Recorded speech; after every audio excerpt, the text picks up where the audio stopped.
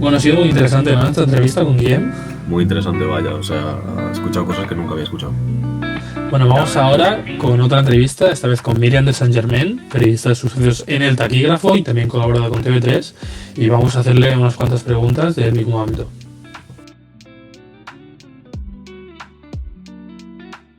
Mi nombre es Miriam de Saint Germain Nadal, tengo 27 años, a punto de hacer 28, y soy periodista de sucesos, crónica policial y tribunales. Aún así, a mí me gusta decir que soy periodista que cuenta historias criminales, historias de la mala vida y de la parte de la cara B de nuestra sociedad, pero al final mi misión es contar historias y contarlo lo mejor que sé y lo mejor que puedo.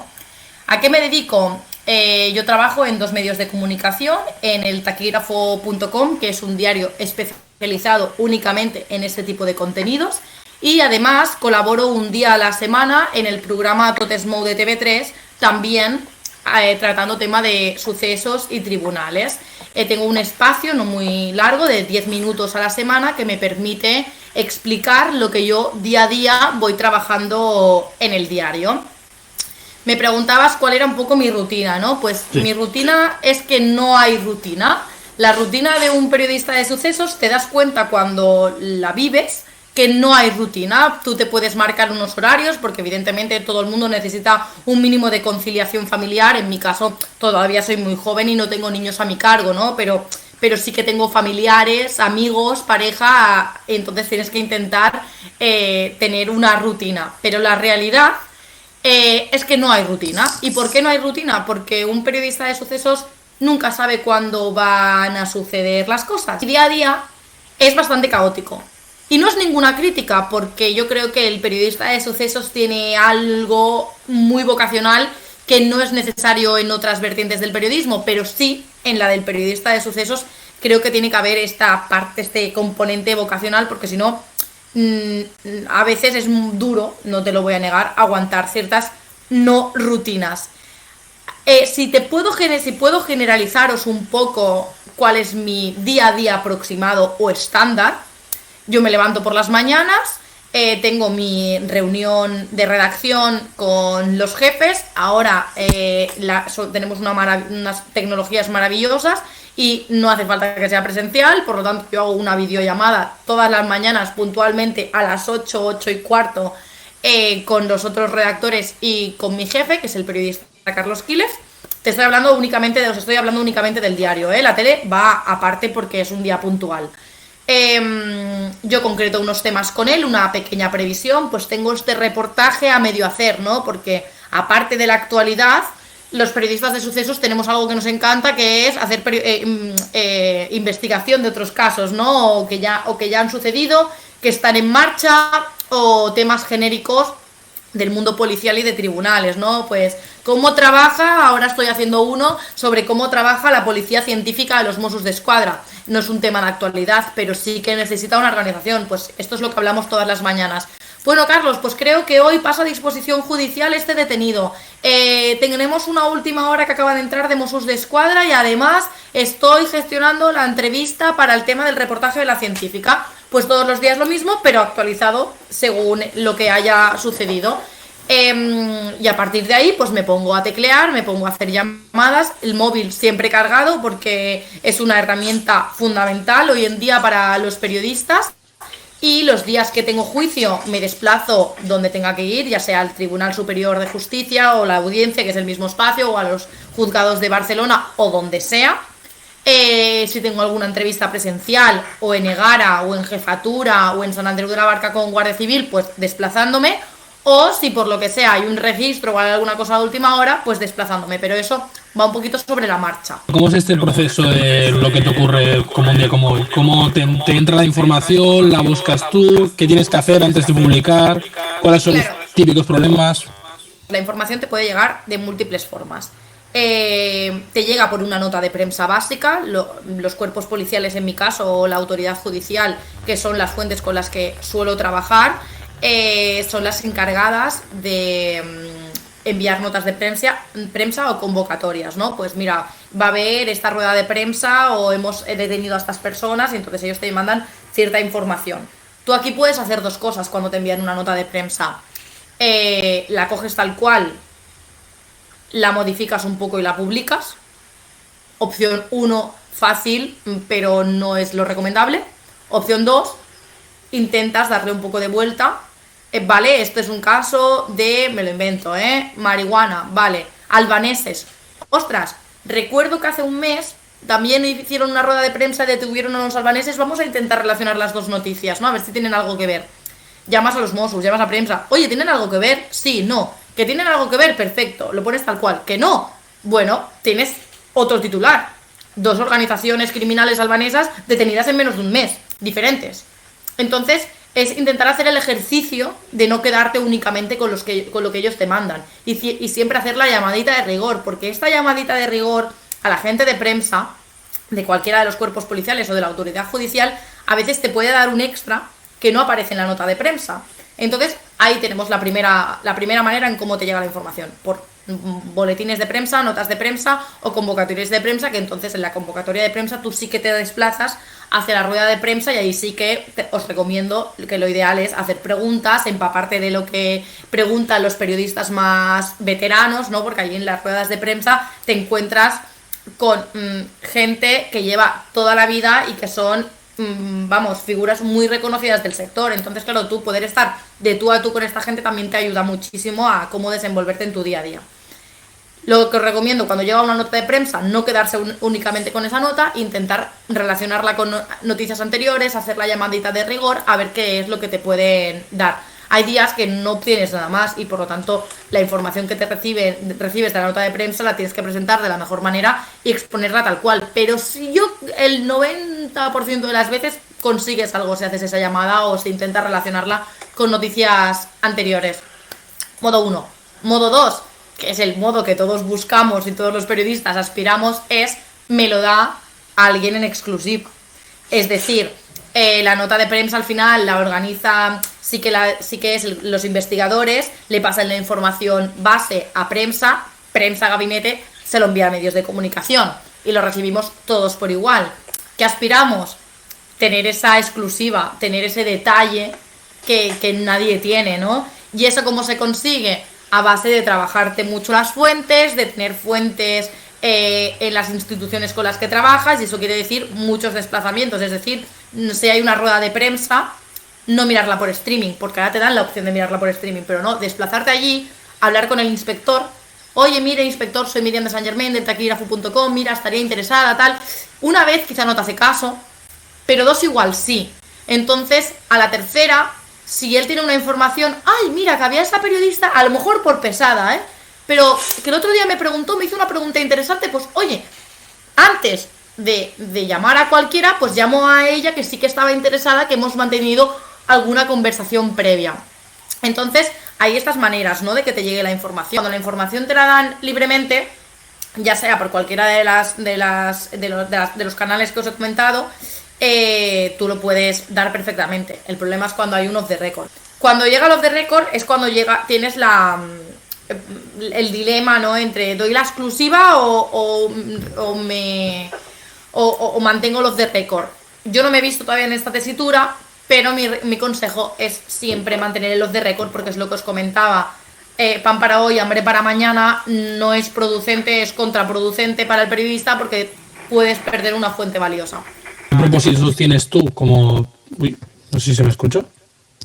Sí, como periodista de sucesos, y si consideras que se informa con los valores éticos correctos dentro del periodismo de sucesos o no.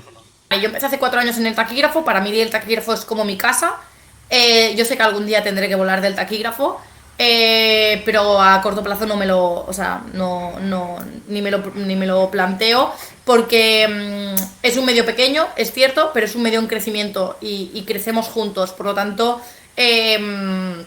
mi idea es mantenerme en el taquígrafo, pero sí que es verdad que ahora me han empezado a llamar de televisiones. Tengo la colaboración con TV3 semanalmente, y el otro día hice mi debut en Telecinco en el programa Socialité, que diréis, Socialité, pero si eso es del corazón. Bueno, necesitaban una periodista de sucesos para hablar de Dani Alves, de la presunta agresión sexual, y me contactaron a mí. Todos bienvenido.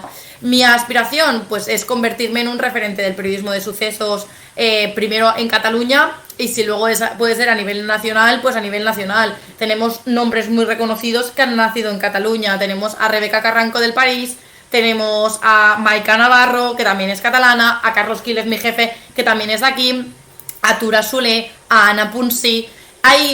Tenemos un abanico de periodistas de sucesos en Cataluña muy bueno, porque también creo que aquí siempre se ha dado mucho el periodismo de sucesos y que las instituciones siempre han sido como muy agradecidas con los periodistas, ¿no? Los gabinetes de prensa de Policía Nacional, Guardia Civil, Mossos d'Esquadra, el Tribunal Superior de Justicia están muy volcados también con la prensa, y entonces nos facilitan mucho el trabajo y por eso creo que es fácil. Entonces, bueno, primero convertirme en un referente, que el día de mañana yo sea inspiración para otros periodistas jóvenes como lo han sido para mí ellos. Y bueno, me gustaría también meterme en el mundo de los libros, ¿no? Y escribir libros de investigación. Luego, tema valores. Depende. Yo no creo que nadie quiera dar ninguna noticia haciendo daño ni provocando, no sé, una noticia escrita desde el puro sensacionalismo amarillento y violando algunos derechos, ¿no? No creo que nadie lo haga a propósito. ¿Que a veces pecamos de eso? Sí. Que a veces estamos tan motivados y metidos en la historia que se nos olvida de que hay unas víctimas o de que los propios detenidos también tienen derechos, ¿no? Y a veces se nos olvida. Se nos olvida que no está bien publicar donde viven ciertas personas. Se nos olvida. Se nos olvida que hay imágenes que pueden ser sensibles y que debemos avisar de eso. No creo que se haga a propósito. Yo creo que a veces nosotros mismos estamos tan hemos normalizado ciertas imágenes que no deberíamos, pero las hemos normalizado por el día a día, que a veces las publicamos y luego nos deberíamos arrepentir. ¿Qué sucede? Porque, como os comentaba, todos nos podemos equivocar. ¿Qué sucede cuando haces un gambazo y te separas un poco de tus valores? Que lo más honesto es pedir perdón. Y si te equivocas, pedir perdón.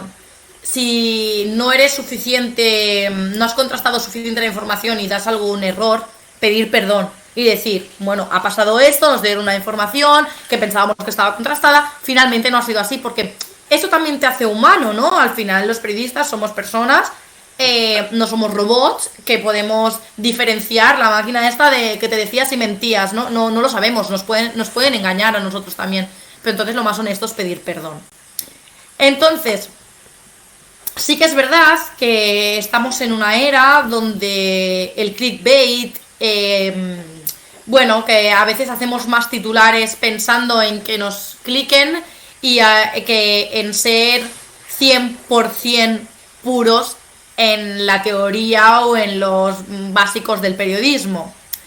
¿Y qué hace el clickbait? Que seamos a veces hiper amarillentos, hiper sensacionalistas.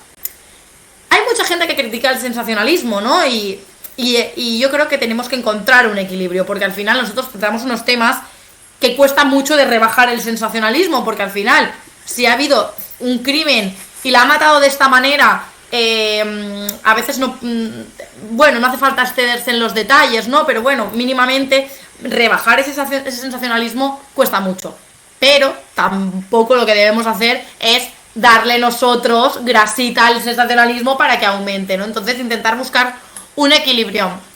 Creo que no lo estamos haciendo del todo mal los que intentamos hacerlo de la forma más profesional posible. Las columnas del periodismo de sucesos, al menos en Cataluña, yo creo, y no es por tirarnos flores en Cataluña, pero yo creo que en Cataluña lo hacemos bastante bien.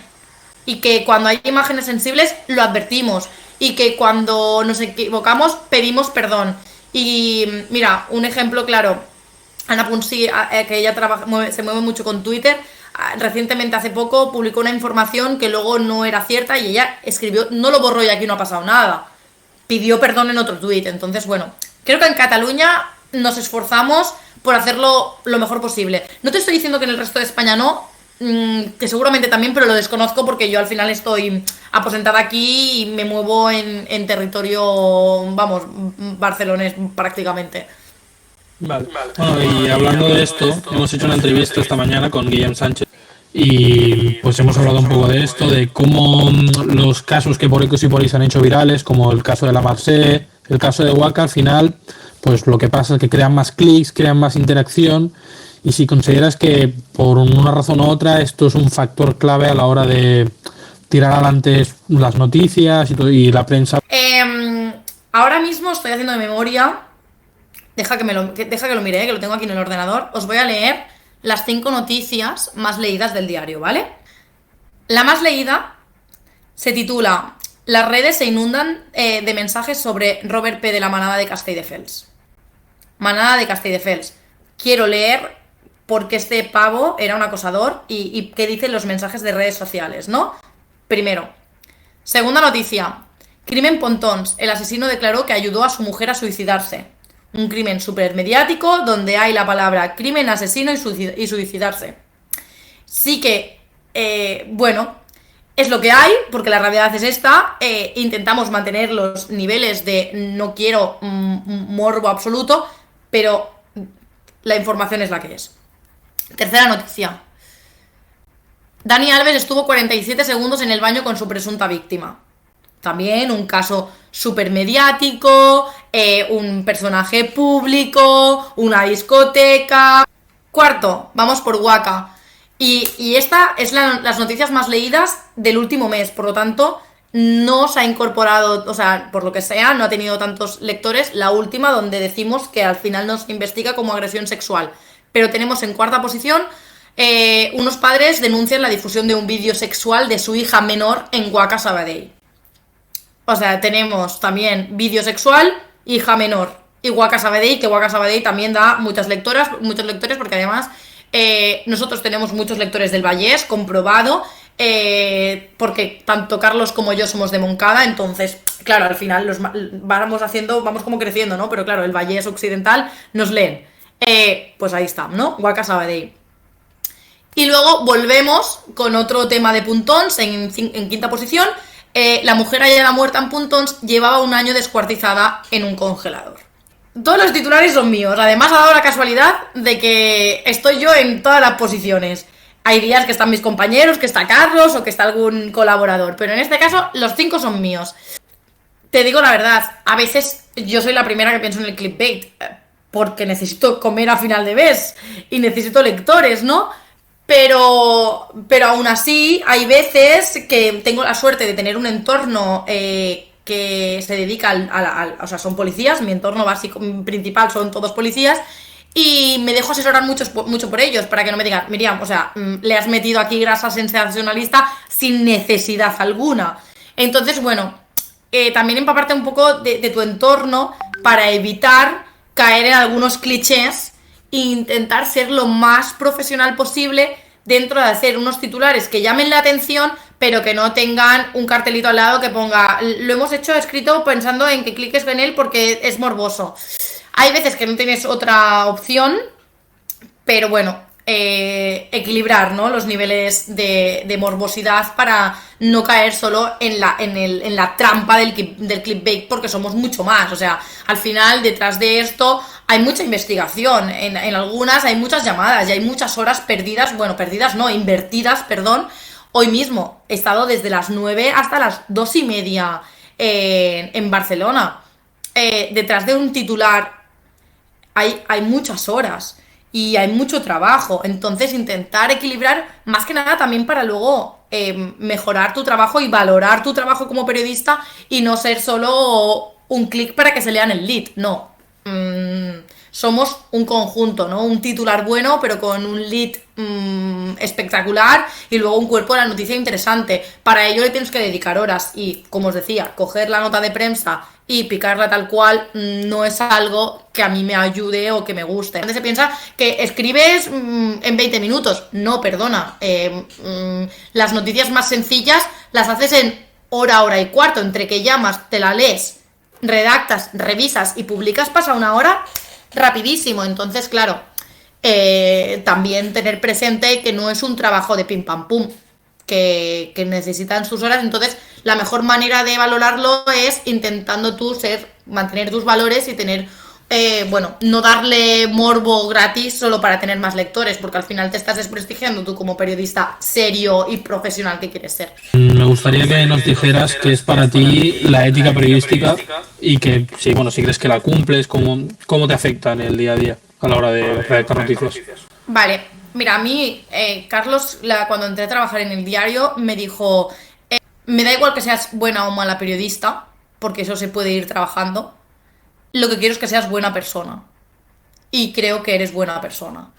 Entonces, yo creo que a lo mejor por mi inocencia, al llevar poco tiempo, intento mantenerlo todo como muy a raya, y a las víctimas, por supuesto, nunca poner nombres, nunca señalarlas, intentar siempre que pasen desapercibidas, ¿no? Que están y que merecen su espacio, y ya veremos cómo las encajamos para que tengan su espacio, pero nunca señalarlas, porque nunca sabes si puede tener represalias para las víctimas, ¿no? Aquí también estamos hablando que tratamos con víctimas a menudo.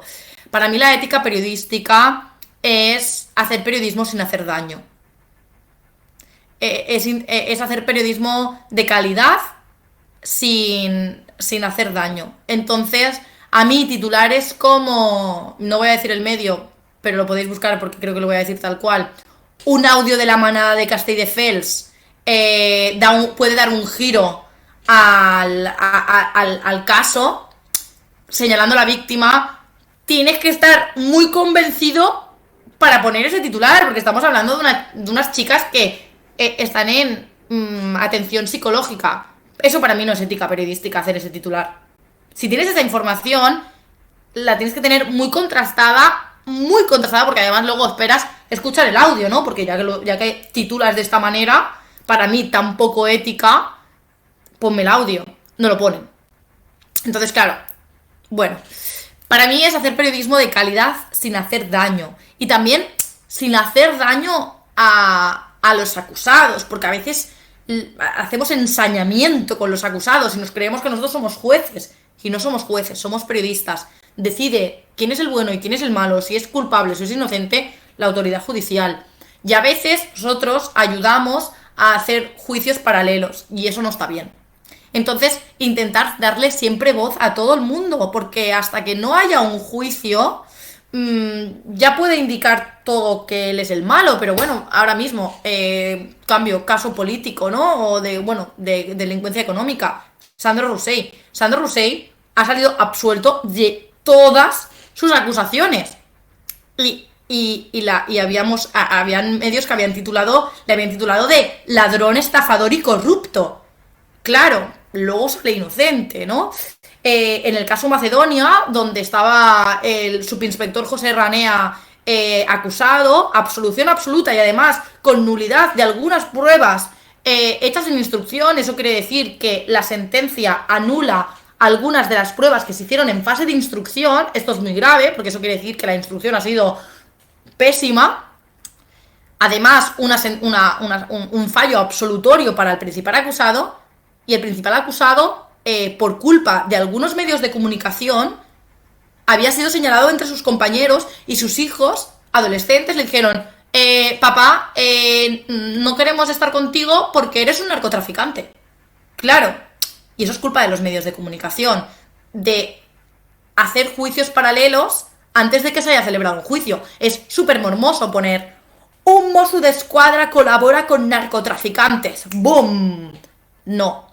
Se detiene a un Mossos d'Esquadra por una presunta colaboración con un grupo de narcotraficantes. Sí, te queda el titular larguísimo, ya miraremos cómo hacerlo más corto. Pero claro, hoy en día que leemos 3 frases y nos vamos, nos quedamos con que este es narco.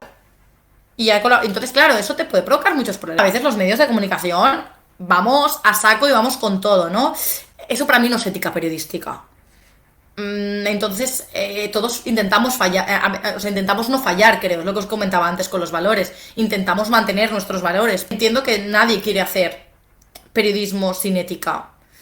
Quiero entenderlo. Poco a poco me voy dando cuenta de que hay gente que hace periodismo sin ética y le da igual.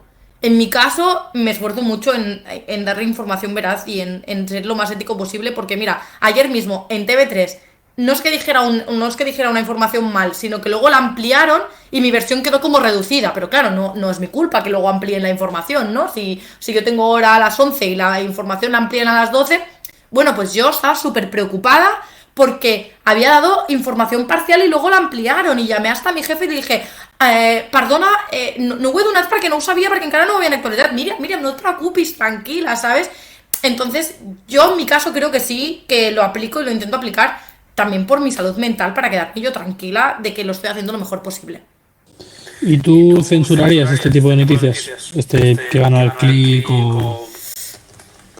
No soy muy partidaria de la censura. Yo no quiero censurar a nadie, porque la censura para mí limita la libertad de expresión.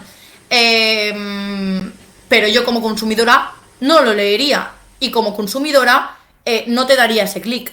Y como consumidora, y yo siempre lo diré activa y por pasiva a toda la gente que me pregunta, oye, ¿y tú qué medios me recomiendas leer? Porque yo siempre recomiendo que leas más de uno, no te quedes solo con una versión, ¿no? Al final todos podemos aportar diferentes versiones para crearte tú tu propia versión.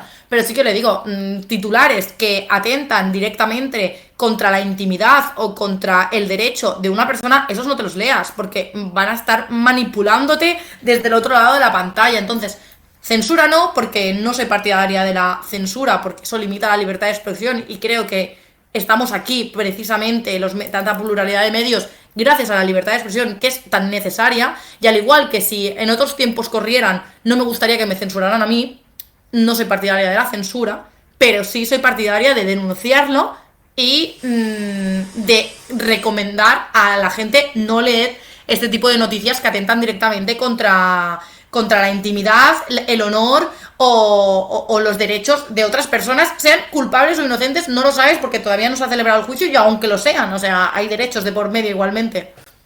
Vale, pues ya estaría la entrevista, así que muchas gracias por concederla y nada, muchas gracias a vosotros.